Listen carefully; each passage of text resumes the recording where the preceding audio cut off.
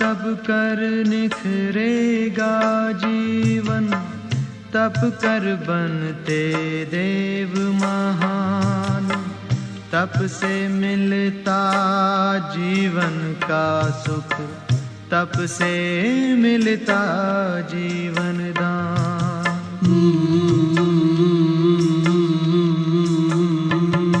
तपस्या ही जीवन की है सच्ची सुंदरता, तपस्या ही जीवन की है सच्ची सुंदरता। तपस्या से जीवन में आती है मधुरता, तपस्या से जीवन में आती है मधुरता। तपस्या ही जीवन की है सच्ची सुंदरता।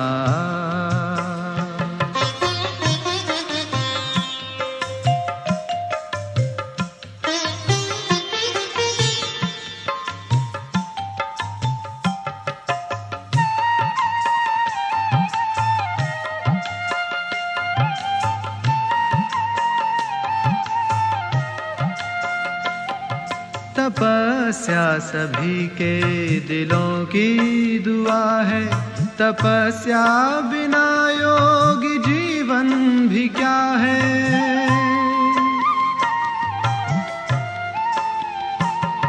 तपस्या सभी के दिलों की दुआ है, तपस्या बिना योग जीवन भी क्या है, जीवन भी क्या है।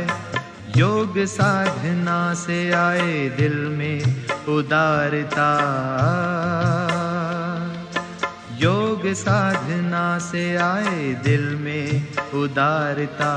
तपस्या ही जीवन में लाती मधुरता, तपस्या ही जीवन की है सच्ची सुंदरता।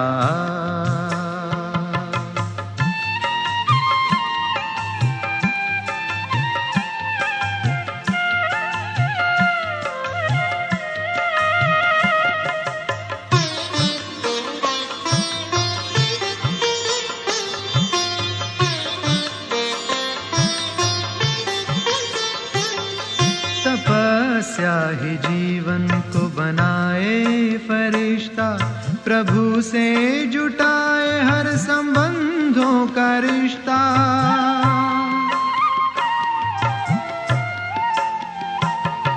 तपस्या ही जीवन को बनाए फरिश्ता, प्रभु से जुटाए हर संबंधों का रिश्ता, संबंधों का रिश्ता।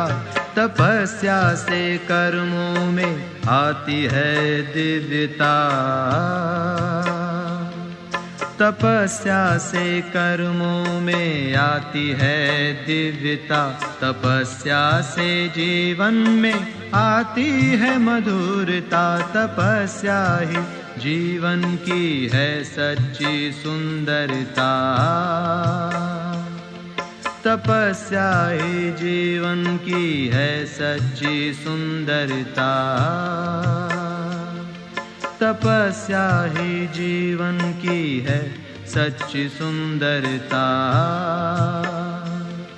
तपस्या ही जीवन की है सच्ची सुंदरता, तपस्या ही जीवन की है सच्ची सुंदरता।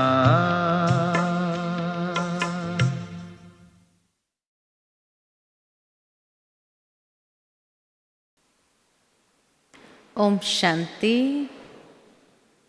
ओम शांति, ओम शांति।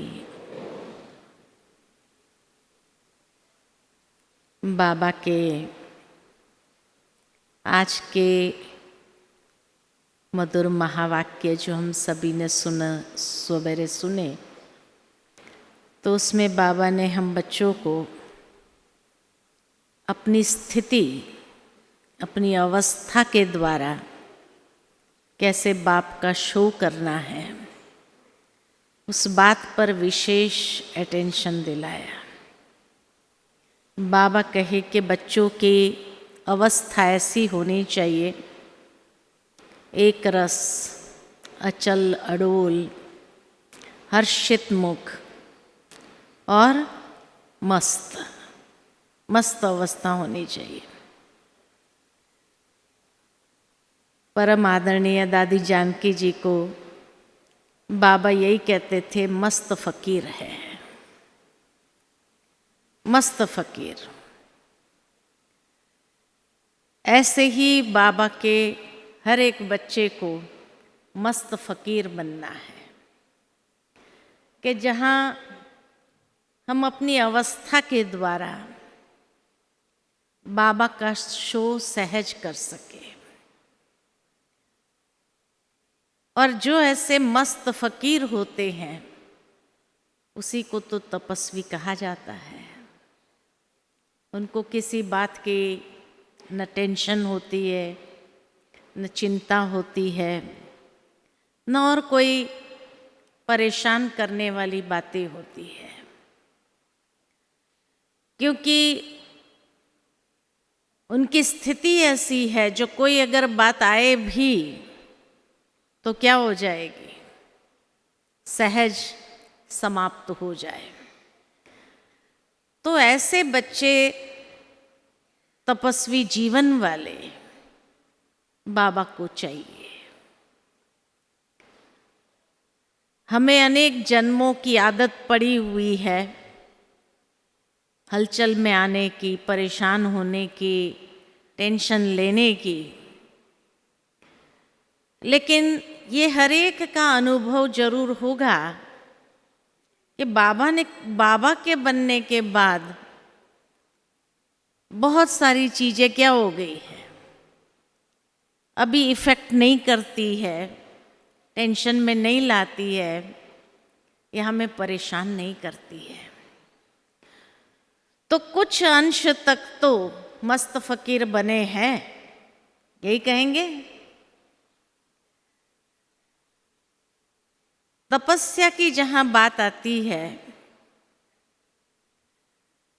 तो एक है योग लगाना, बाबा को याद करना। दूसरा है तपस्या। दोनों में क्या अंतर है? योग और तपस्या में क्या अंतर है?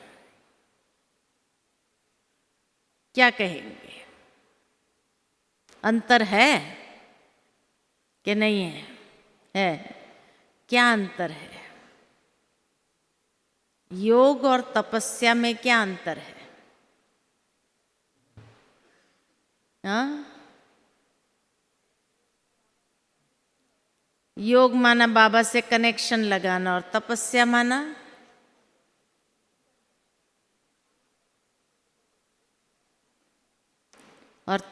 माना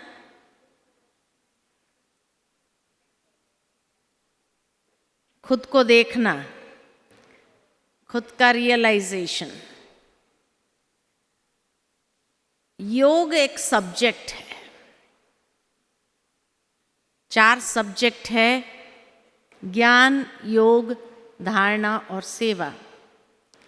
योग एक सब्जेक्ट है हमारा कि जिसमें सर्व संबंधों के आधार पर हम बाबा को प्रेम से याद करते हैं। लेकिन तपस्या क्या है? तपस्या में चारों ही सब्जेक्ट आ जाते हैं: ज्ञान युक्त जीवन, योग युक्त जीवन, धारणा युक्त जीवन और निरंतर सेवाधारी। ये तपस्या वाली जीवन बन जाती है जहाँ चारों ही सब्जेक्ट जिसमें शामिल हो।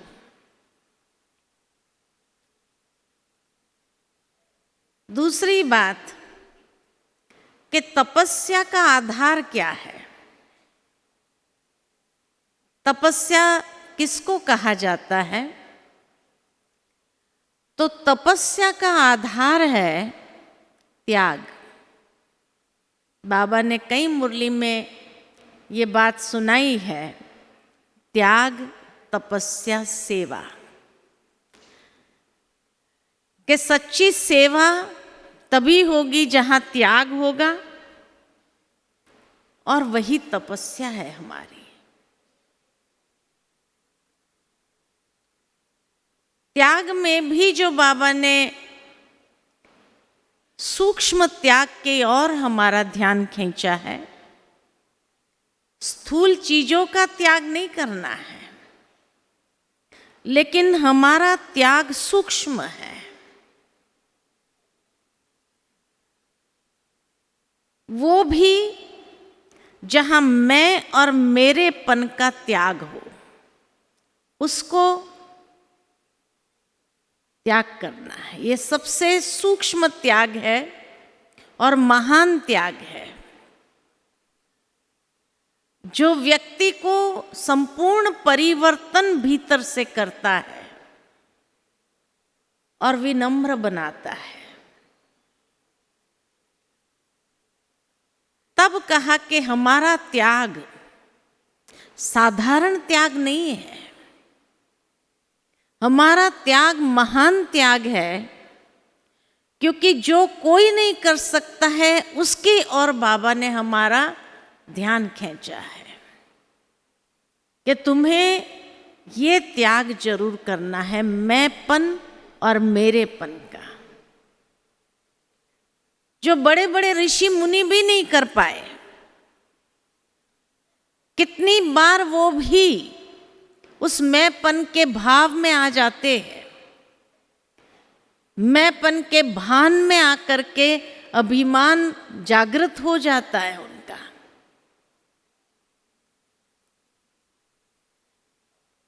दुनिया के अंदर जितनी सारी लड़ाइयां हैं, वो लड़ाइयों का आधार क्या है? मैं, कि मेरा है। तो ये मैंपन और मेरापन जो दुनिया को बांटता है, डिवाइड करता है, अलग करता है, तो बाबा ने हम बच्चों से यही सबसे पहला त्याग कराया कि संपूर्ण त्याग, संपूर्ण तपस्या तभी माना जाएगा जब हमारा ये मैंपन और मेरापन संपूर्ण रीति से गल जाए, समाप्त हो जाए। जो सबसे डिफिकल्ट है, लेकिन बाबा ने, मम्मा ने, दादियों ने यही सबसे डिफिकल्ट त्याग करके इस ईश्वरीय विश्वविद्यालय की नींव, फाउंडेशन सेट किया। अच्छा, जब योग में बैठते हैं वहां तो मैंपन आएगा नहीं, वहां तो मेरापन आएगा नहीं। तो ये मैंपन मेरापन कहाँ आता है? कहाँ आता है? कर्म में, व्यवहार में, संबंध में। ये 3 जगह पर आता है। योग में बैठते हैं तो वहां तो मैंपन मेरापन किसको दिखाएंगे? बाबा को दिखाएंगे क्या? वहां तो किसी को दिखाना नहीं है। वहां तो आत्म अभिमानी बनना सहज है। तो जहां कर्म में, व्यवहार में, संबंध में, बात बात में मैंपन आता है, मैंने ये किया, मैं ऐसा करती, मैंने ये सोचा, मैंने ये कहा, है ना, बात बात में मैंपन आता है, तो उसको त्याग करना यही तो तपस्या है। कितना अभ्यास की आवश्यकता है, तब ये त्याग होगा। तो ये जो अभ्यास हमारा है निरंतर, इसको मिटाने का, इसको कहा जाता है तपस्या। इसको कहते हैं तपस्या। तपस्या का मतलब ये नहीं कि मैं 8 घंटा योग में बैठ जाऊं, इसको तपस्या कहते हैं, नहीं। तपस्या माना मैंने जो बाबा की सूक्ष्म से सूक्ष्म बातें हैं उसको कितना अपने जीवन का एक अंग बनाया है, उसको कितना मैंने जीवन में शामिल किया है। ये है हमारी तपस्या। जिसने कर्म में, व्यवहार में, संबंध में इस मैंपन को, मेरेपन को जीता है, ऐसे ही नहीं जीता जाता। बहुत काल की तपस्या जब होती है तब ये जीत प्राप्त कर सकते हैं। इसीलिए तपस्या का आधार त्याग है, और त्याग सूक्ष्म है जो कर्म में, व्यवहार में, संबंध में दिखाई देता है। हमारी तपस्या कितनी है ये व्यवहारिक रूप में ही तो दिखाई देगी, योग में थोड़ी पता चलेगा। और जिसने व्यवहार में इसका अभ्यास किया है, आत्मस्थिति का अभ्यास किया है, ये तपस्या जिसने निरंतर की है बहुत समय से, तो धीरे धीरे उसका जीवन निखरने लगता है, पॉलिश होने लगता है। वो योग में भी वाइब्रेशन के रूप में हर एक को फील होता है। ये हमारी तपस्या है। जिस तरह दुनिया के अंदर भी कहा जाता है एक माँ बहुत तपस्या करती है तब जाकर के अपने बच्चे को पढ़ा लिखा करके कुछ बनाती है, कुछ नहीं होता है उसके पास, लेकिन उसकी तपस्या ही तो उसका जो जीवन है वो तपस्या है उसकी। तब जाकर के वो बच्चा कुछ बन पाता है। तो इसीलिए तपस्या कोई एक जगह बैठने को नहीं कहा जाता है कि 8 घंटे का मैंने योग कर लिया, उसको तपस्या नहीं कहा जाता है। तपस्या माना ही जहां दृढ़ता पूर्वक कोई संकल्प को पूरा करने के लिए जो पुरुषार्थ किया जाता है वो तपस्या है। जैसे उदाहरण के तौर पर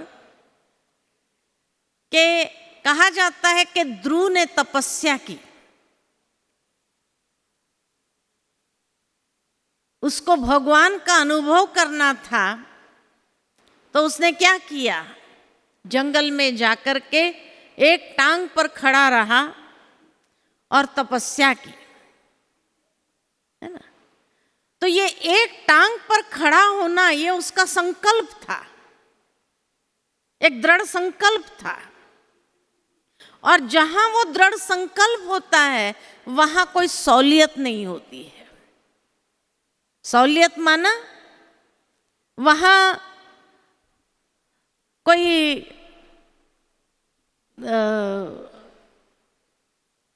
अपने आप को सहारा देने की बात नहीं होती है। उसने ये नहीं सोचा, सहूलियत माना कि जैसे कि भाई बारिश आएगी, बारिश अगर आएगा तो मैं घर के अंदर एक टांग पर खड़ा रहूंगा, बाकी समय बाहर खड़ा रहूंगा जंगल में, अच्छा रात को मैं सो जाऊंगा। नहीं, चाहे दिन हो या रात हो, वो संकल्प टूटता नहीं है उसका, वो संकल्प निरंतर रहता है। तब कहेंगे वो तपस्या है।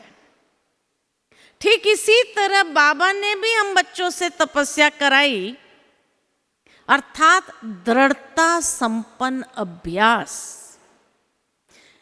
कि कोई न कोई अपने जीवन को आगे बढ़ाने के लिए या ईश्वर के अनुभव के लिए जब कोई न कोई दृढ़ संकल्प में हम अपने मन को स्थित कर देते हैं, उसने अपने शरीर को स्थित किया, यहाँ हम अपने मन को पुरुषार्थ के लिए स्थित करते हैं, उसको कहते तपस्या, है ना। और उसमें कोई सैल्वेशन नहीं होनी चाहिए, कि भाई दिन को तो मैं ये संकल्प में अपने आप को टिकाऊंगा, लेकिन रात को नहीं। नहीं, बाबा कहते निरंतर कंसिस्टेंसी हो, जहां पर निरंतर हो, तब कहेंगे कि हाँ तपस्या है उसकी, ये है ना, उसकी ये तपस्या है। जैसे एक बच्चा स्कूल में एग्जाम में पास होने के लिए, बोर्ड एग्जाम में पास होने के लिए वो अपने आप को दृढ़ कर देता है कि ये साल में चाहे कोई भी फंक्शन हो, फैमिली गैदरिंग्स हो, हम शादियां हो, मैं कहीं पर भी नहीं जाऊंगा, मेरा फोकस मेरे स्टडीज रहेगा, क्योंकि मुझे उसमें टॉप करना है। तो ये जो उसने संकल्प लिया, ये उसकी तपस्या है। फिर कहीं नहीं जाता है, न शादियों में जाता है, न फैमिली गैदरिंग्स में जाता है, न कोई पार्टीज में जाता है। ये जो नहीं किया उसने, वो उसकी तपस्या थी। तो तपस्या के लिए सबसे अच्छा जो चाहिए, एक तो दृढ़ संकल्प चाहिए, लेकिन दृढ़ संकल्प के लिए भी क्वालिटी संकल्प चाहिए। संकल्पों की क्वालिटी बहुत उच्च स्तर की हो, तब वो संकल्प हमारा पूरा होता है। इसीलिए आज बाबा ने जो कहा, मन के विचारों की स्वच्छता, शुद्धता, बुद्धि की स्वच्छता, शुद्धता जहां है, तो दृढ़ संकल्प धारी बन सकते हैं। तो दृढ़ता संपन्न अभ्यास, ये जो पुरुषार्थ है, ये हमारी तपस्या है, ये हमारी तपस्या है। इसलिए कहा तपस्या जीवन है। तपस्या खाली 2 घंटे का योग कर लेना, उसको तपस्या नहीं कहा जाता है, या 8 घंटे के योग को नहीं कहा जाता है।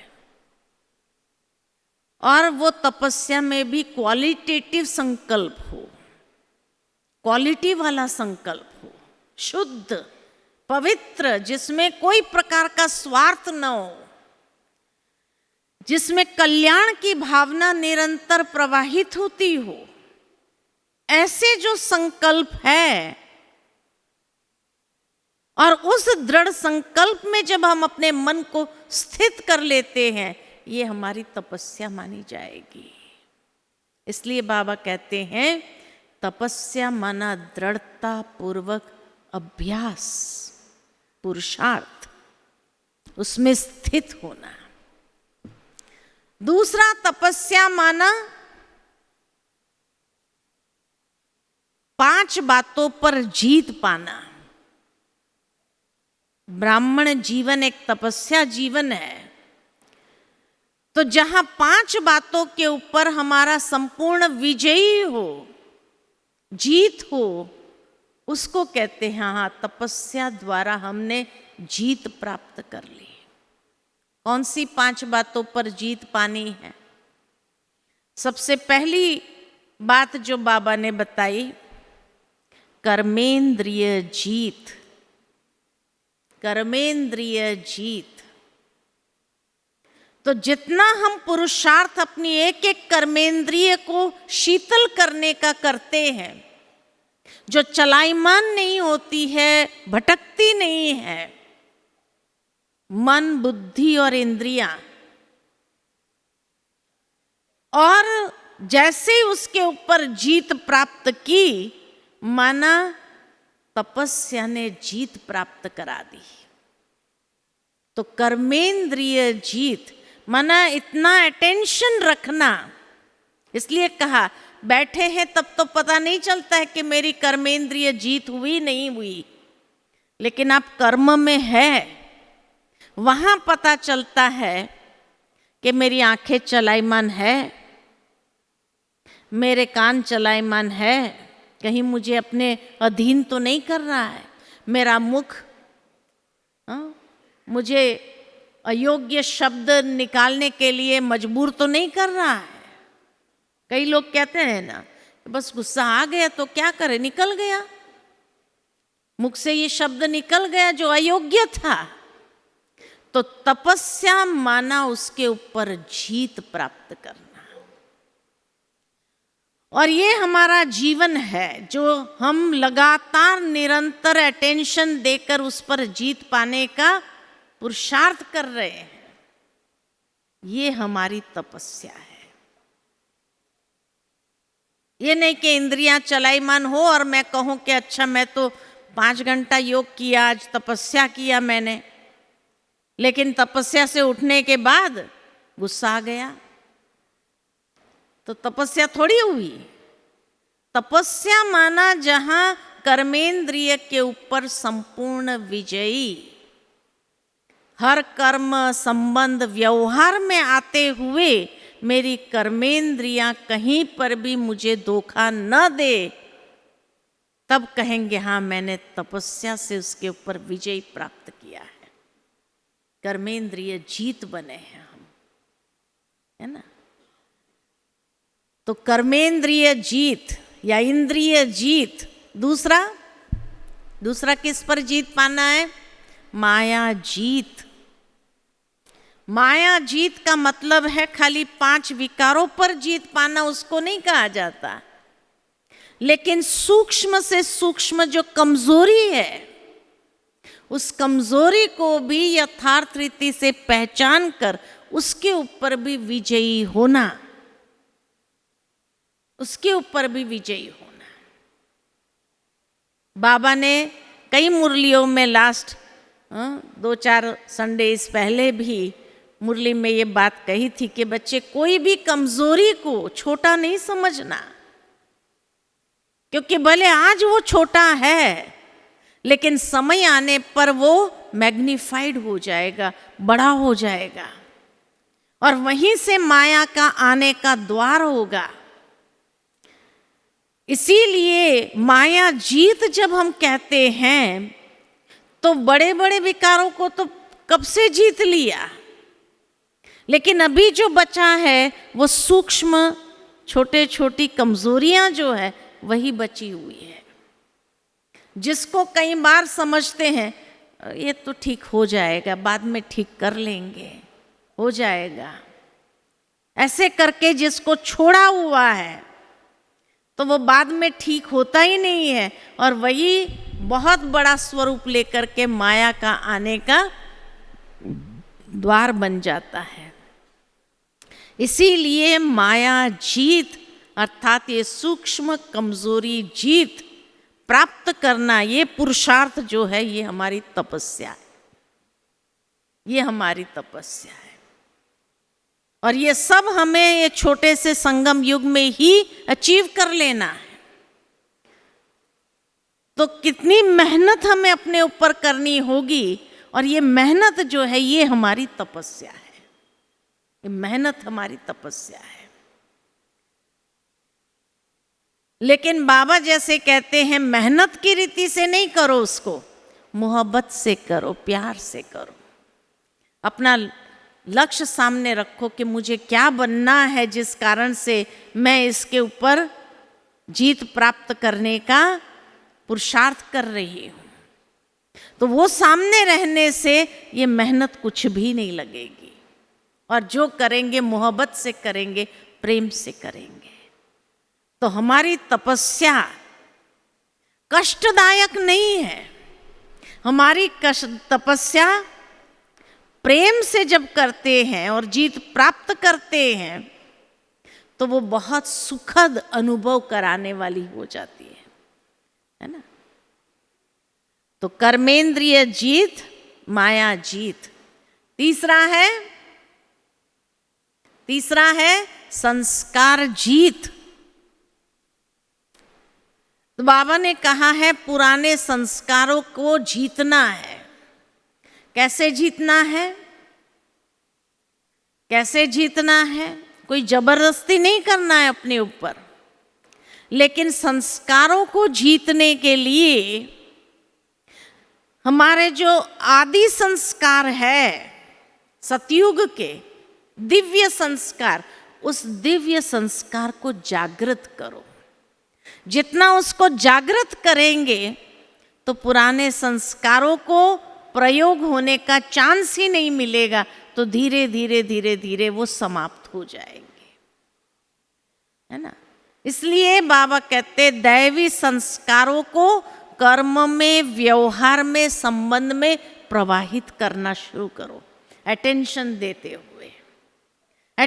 देते हुए जितना उसको प्रवाहित करेंगे तो संस्कार जीत स्वाभाविक हो जाएंगे।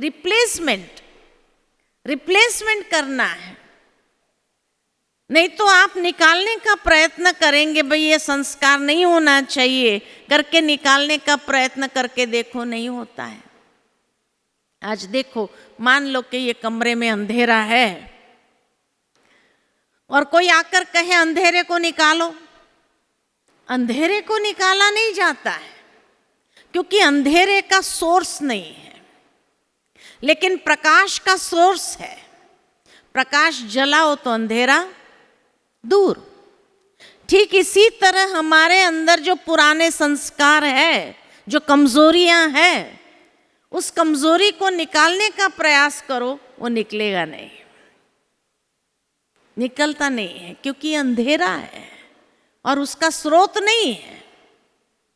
लेकिन आप दिव्य संस्कार को जागृत करो, है ना, उसका सोर्स है सद्गुण, उसका सोर्स है परमात्मा सर्वशक्तिमान, उसका सोर्स है।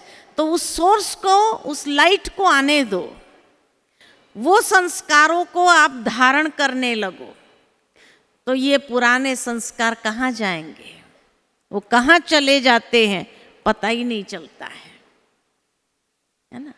इसलिए दैवी संस्कारों को बाबा कहते निर्विघ्न अपने जीवन में प्रवाहित करना, ये हमारी तपस्या है कि हर घड़ी, अब हर कर्म करते हुए हमें ये अटेंशन रहता है कि हमें ये कर्म प्रेम से करना है, व्यवहार सबके साथ प्रेम से करना है, मधुरता से करना है, नम्रता के आधार पर करना है।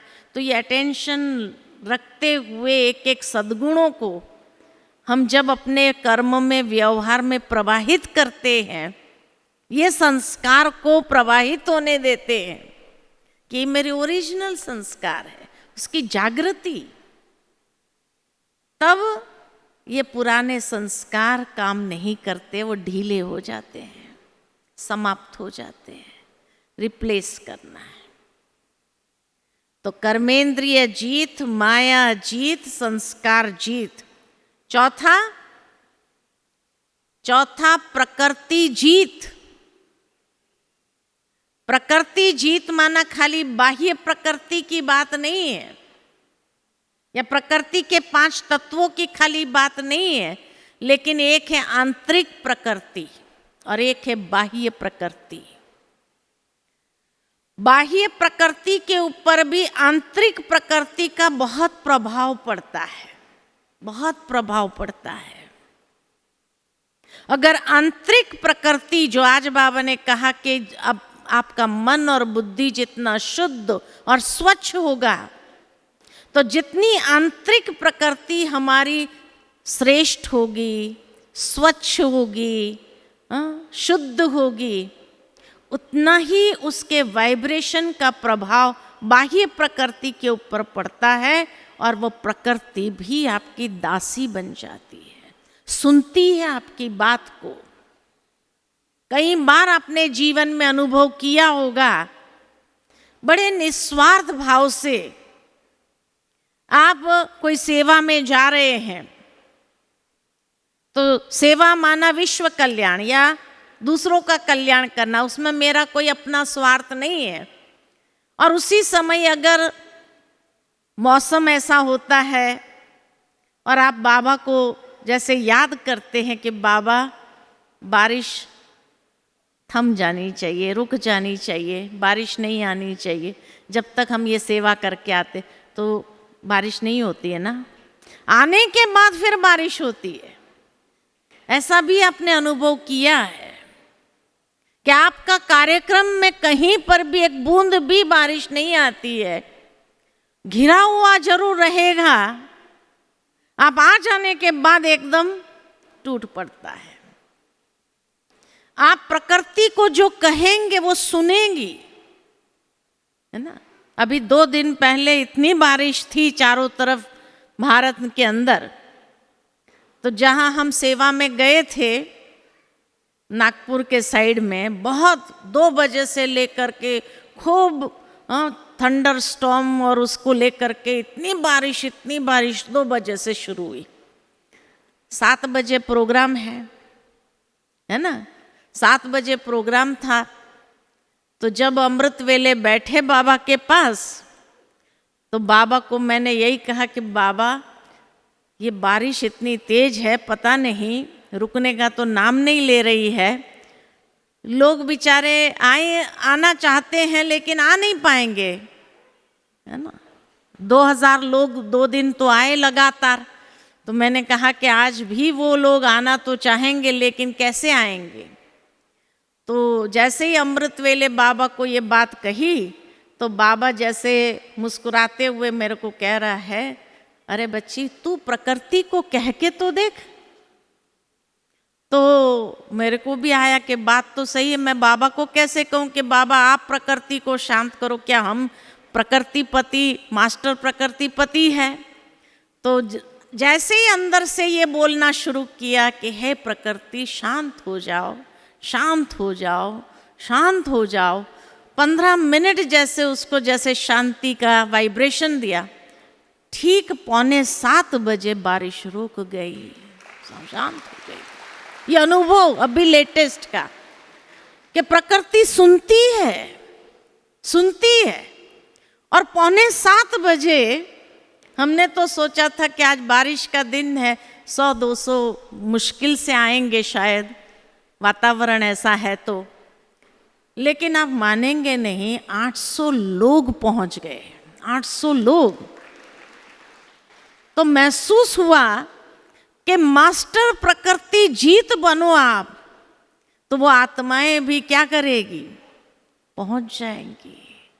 जो असंभव महसूस हो रहा था, पता नहीं आएंगे नहीं आएंगे, एक डाउट था मन के अंदर, लेकिन वो शुद्ध भावना जो आज बाबा ने कहा, मन के विचारों को शुद्ध स्वच्छ रखो, बुद्धि स्वच्छ रखो, तो देखो प्रकृति भी आपका सुनती है और वो आत्माएं भी भागी भागी भागी भागी आ जाती है ना। तो इसीलिए ये अनुभव है, हर एक का अनुभव है कि जब भी आप कोई सेवा के लिए निकले हो, कोई ऐसे अच्छे कार्य के लिए निकले हो, और उस समय अगर प्रकृति का तूफान होता है और आप थोड़ी सी प्रकृति को सकाश दो और देखो वो प्रकृति कैसे आपकी बात सुनती है कि नहीं सुनती है, महसूस होता है। आपके लिए रास्ता क्लियर हो जाता है और रास्ता क्लियर होकर के आप निकल जाते हो। इतनी बारिश, लेकिन जैसे हमको निकलना था यहाँ आने के लिए, हम निकल गए। उसके बाद फिर इतना बारिश टूट पड़ी वहाँ पर कि बाढ़ जैसी आ गई, इतना पानी भर गया कि रास्ते ही बंद हो गए, ब्लॉक हो गए। तो वो बहन जी मेरे को कह रही थी, आपके जाने के बाद आधा घंटे के अंदर अगर लेट, आधा घंटा भी आप लेट निकलते थे ना, फिर आप यहीं रह जाना था, फिर निकल ही नहीं सकते थे।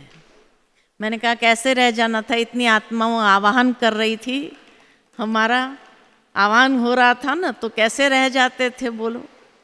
तो रास्ता क्लियर हो जाता है। तो प्रकृति भी सुनती है, तो प्रकृति जीत, ये तपस्या है हमारी, ये तपस्या है। और 5वां कौन सा जीत बाकी रह गया, कौन सा जीत और बनना है? कर्मेंद्रिय जीत, माया जीत, संस्कार जीत, प्रकृति जीत और निद्रा जीत, है ना।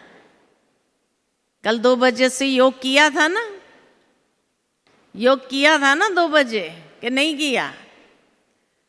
किया ना। तो जो निद्रा जीत थे वो आ गए और जो निद्रा जीत नहीं थे वो सोए रहे। तो निद्रा जीत बनना अर्थात आलस्य और अलबेलेपन के ऊपर जीत होना। क्योंकि ये तो हर एक को अनुभव है कि सुबह सुबह बाबा उठाता है ना, खटिया हिलाता है, उठाता है। उठने के बाद आप घड़ी देखते हैं और घड़ी देख करके सोचते 5 मिनट के बाद उठते हैं, और वो 5 मिनट आप सोए सीधा 5 बज जाता है कि नहीं बजता है। और फिर अंदर में आप सोचते हैं अरे उस समय बाबा ने उठाया, उठ जाते थे तो अच्छा होता था, थोड़ा सा आलस करने गए तो देखो आज अमृत वेला मिस हो गया। अनुभव है नहीं है? तो आलस और अलबेलापन वो तो नहीं चाहता है कि भाई आप बाबा से वर्षा प्राप्त करो, अधिकार प्राप्त करो। तो क्या करता है? हाँ, और फिर कोई पूछता आज अमृत वेला हुआ तो कहते अरे अमृत वेले ही माया आ गई। हाँ, माया क्या थी? आलस और अलबेलापन, यही तो माया थी। तो उसके ऊपर जो विजय प्राप्त किया, निद्रा जीत बने के जब बाबा ने उठाया उसी समय उठ करके आप खड़े हो गए, तो उसके बाद माया आपको सुला सकती है? नहीं सुला सकती है। ये हमारी तपस्या, जो कई भाई बहनें अनुभव सुनाते हैं कि जब से बाबा के बने तब से हमने कभी अमृत वेला मिस नहीं किया। ऐसे भी बाबा के बच्चे हैं जिसने कभी अमृत वेला मिस नहीं किया। कुछ भी हो जाए, बीमार हो तो भी वो उठ करके बैठते ही है, खटिया में बैठेंगे लेकिन बैठते ही है। तो ये उनकी तपस्या है। ये अमृत वेला कभी मिस नहीं करना, ये उनकी तपस्या है। तो ये 5 जीत बनने की हमारी तपस्या है। इसीलिए कहा जाता है, बाबा मुरली में भी कई बार कहते हैं, जहां जीत वहां जन्म। जब आपने ये 5 बातों के ऊपर जीत प्राप्त कर लिया, ये तपस्या आपकी रही, ऐसा अटेंशन पुरुषार्थ रहा, वहां जन्म अर्थात संपूर्ण विजयी हुए। तो राजघराने में, रॉयल फैमिली में, संडे की मुरली सुनी ना, बाबा ने कहा कम से कम 16,000 में तो आ जाओ, रॉयल फैमिली में तो आ जाओ।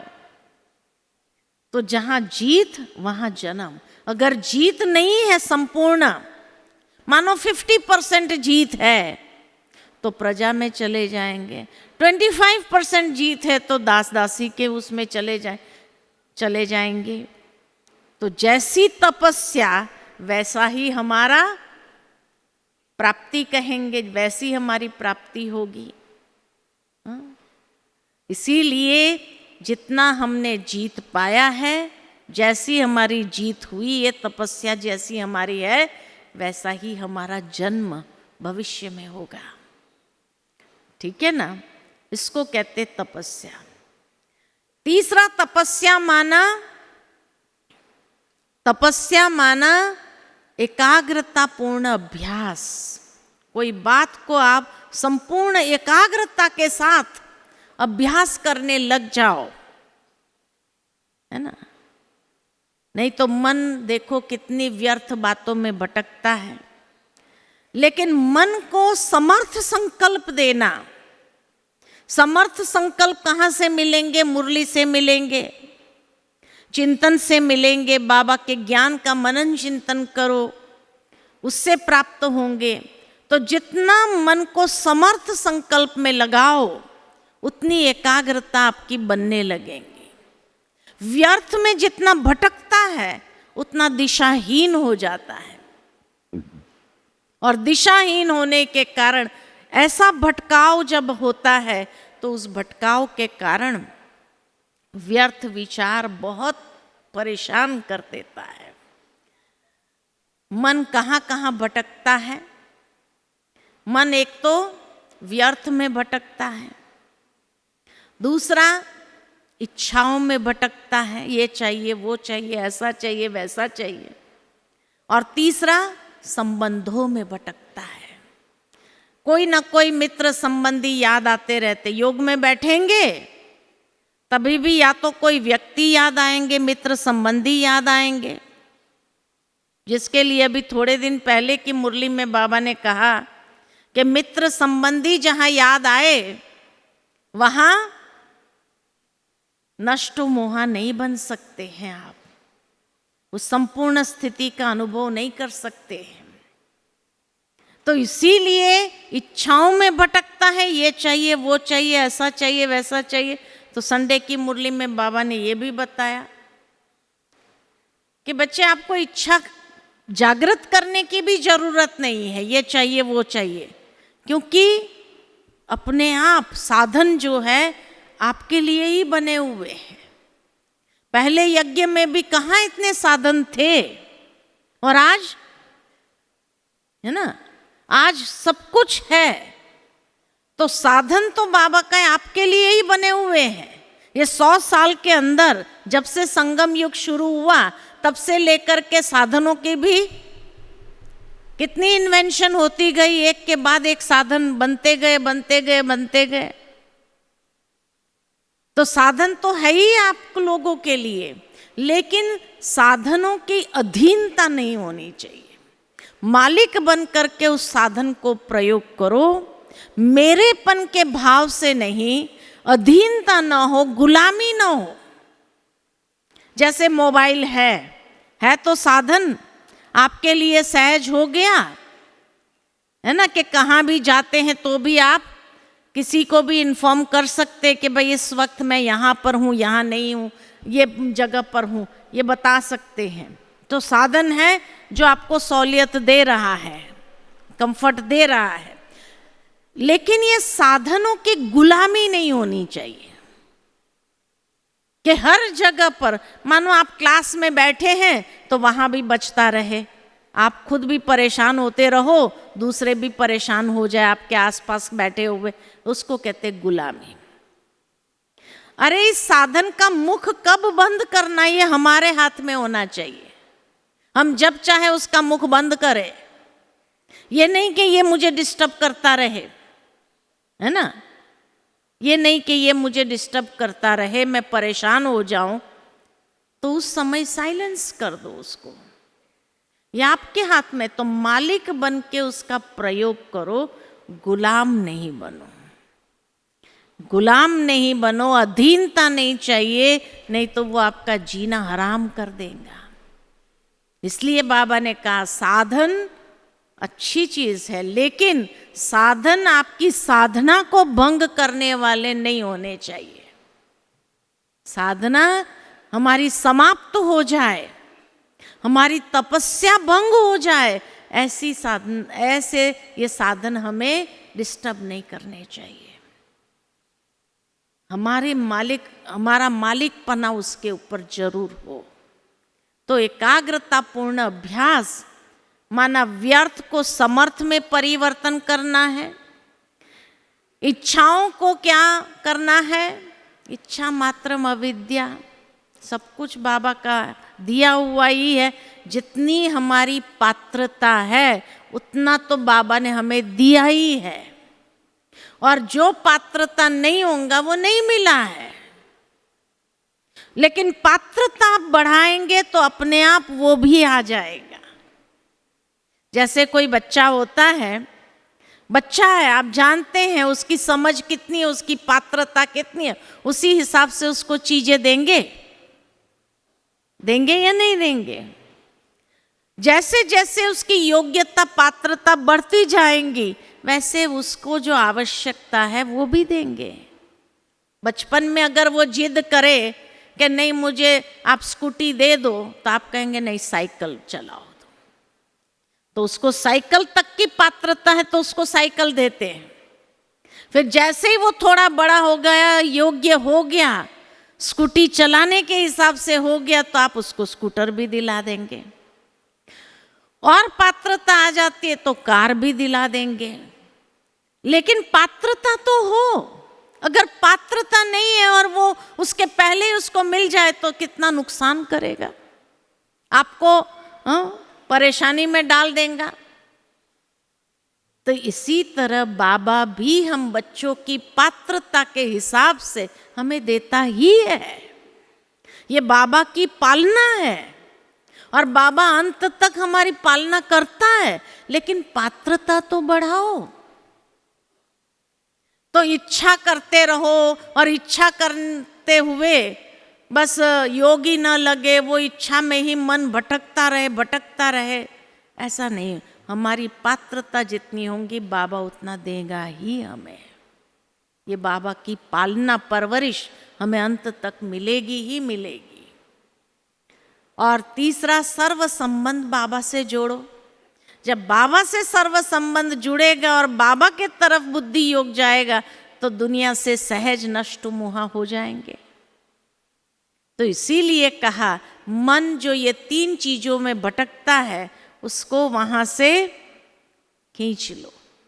और तपस्या के लिए आवश्यकता है लक्ष्य, लक्षण और लक्ष्मण रेखा खींचनी चाहिए। लक्ष्य दे दो मन बुद्धि को तपस्या करने के लिए, ये मुझे अपनी स्थिति बनानी है, ऐसी मुझे अपनी स्थिति अवस्था बनानी है, लक्ष्य दे दिया। उस अनुसार फिर लक्षण को धारण करते जाओ। अंतर्मुखी बनो, साइलेंस में रहना शुरू करो, पवित्रता को बढ़ाओ, है ना। तो ये लक्षण बढ़ाओ। और लक्ष्मण रेखा कि जहां आप अपनी कमजोरी देखते हैं, जानते हैं, वहां एक रेखा खींच लो। हाँ, उस लक्ष्मण रेखा को मुझे पार नहीं करना है, नहीं तो कमजोरी अपने तरफ खींच लेंगी। सीता ने लक्ष्मण रेखा पार किया तो रावण उसको उठा के ले गया, है ना। उसकी कमजोरी कहाँ थी? कमजोरी कहाँ थी कि भाई कोई हमें श्राप न दे दे, कोई हमें ये कष्ट न दे, तो चलो मदद करने जाओ। बाबा कहते हैं अपने किसी को भी मदद करना है तो अपनी मर्यादा में रहकर मदद करो। मर्यादा क्रॉस करके किसी को मदद करने जाओ तो फंसना ही है। फिर बाबा भी क्या कर सकेगा? मर्यादा में रह करके आप करो हर कर्म, नहीं तो कमजोरी बाहर बैठी हुई है हमारा पल्ला खींचने के लिए, हमें अपना तरफ आकर्षित करने के लिए। तो इसीलिए बाबा कहते लक्ष्मण रेखा हमें खुद खींचनी होगी अपने पुरुषार्थ के लिए, अपनी तपस्या के लिए। तब जाकर के आप उस स्थिति को, उस अवस्था को अपने अंदर अनुभव कर सकेंगे। तो लक्ष्य, लक्षण और लक्ष्मण रेखा, ठीक है। तो ये है हमारी तपस्या। अच्छा, ओम शांति।